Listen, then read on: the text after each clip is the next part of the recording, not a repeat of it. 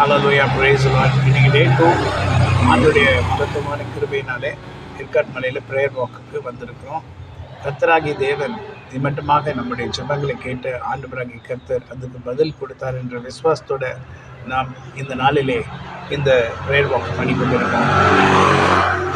நீர் எங்கள் ஜெபங்களுக்கு செவி கொடுத்து விட்டீர் என்று நாங்கள் விசுவாசிக்கிறோம்.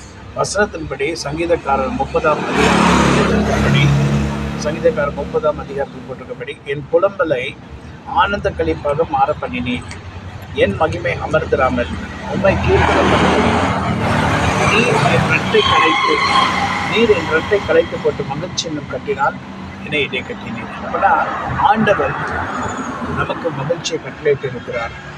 சொன்னாலும் ஒருவேளை நீங்கள் உபவாசம் இருக்கிறீங்களா, அதை கொஞ்சம் நிறுத்திடலாம். ஏன்னா இதுக்கப்புறமா நீங்கள் உபவாசம் இருக்கீங்கன்னா நீங்கள் விசுவாசிக்கவில்லை என்று ஆயிடுது. இதுக்கப்புறம் நீங்கள் உபவாசம் இருக்க வேண்டாம். ஏன் சொல்கிறேன்னா, கர்த்தர் கேட்டுட்டார். இதுக்காக தான் நான் உபவாசம் இருந்தோம்.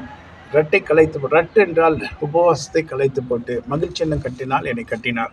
ஸோ அதனால் இன்றிலிருந்து உபவாசம் இருக்கிறவங்க உபவாசத்தை கூட கலைச்சி போட்டுடலாம். ஏன்னா கர்த்தர் ஜெபத்தை கேட்டு விட்டார். ஆமென். ஸோ பாருங்கள், அதே போல் தான் ஏலி அவர் சொல்கிறாரு, அந்த அன்னாள் கிட்ட என்ன சொல்கிறாருன்னா, சொன்ன பிறகு உனக்கு ஒரு குழந்தை கர்த்தர் கொடுப்பாருன்னு சொன்ன பிறகு அதுக்கு பிறகு அவன் துக்கமாக இருந்ததில்லை. அதே போல் நெகேமியா சொல்ல, இன்னைக்கு கர்த்தருடைய நாள், இன்னைக்கு கர்த்தருடைய நாள், கர்த்தருக்குள் மகிழ்ந்து களி கூறுவோம். The joy of the Lord is my strength. So கர்த்தருடைய சந்தோஷமே நம்முடைய பலனாக இருக்கிறது. கர்த்தர் நம்முடைய பலத்தை இன்னைக்கு கொடுத்துட்டாரு. ஸோ இனி உங்கள் ரட்டை கலைத்து போட்டு மகிழ்ச்சி நம்ம கட்டினால் உங்களை இடை கட்டிட்டாரு.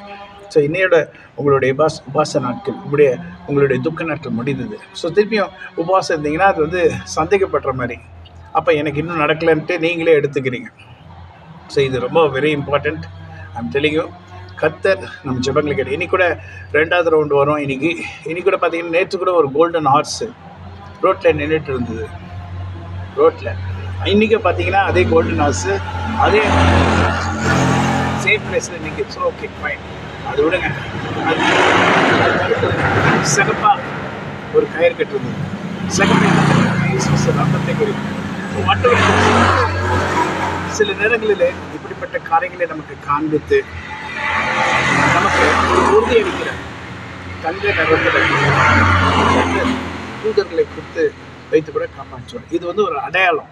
அந்த குதிரை தேவதூதன் சொல்ல வரல, நாங்கள் நமக்கு தெரியாது.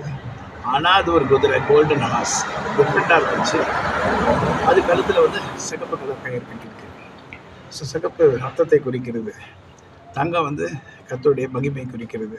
ஸோ இனி மகிமையின் நாள், உங்களுக்கு மகிமை உண்டாகும்படி கர்த்தர் பெரிய காரியங்களை செய்து விட்டார். ஹல்லேலூயா, காட் பிளஸ் யூ. கர்த்தர் உங்களுடைய புலம்பலை ஆனந்த களிப்பாக மாற பண்ணினார். ஸோ பி ஹாப்பி, கர்த்தருக்குள் சந்தோஷமாக இருங்க. The joy of the Lord is my strength. God bless you. Amen.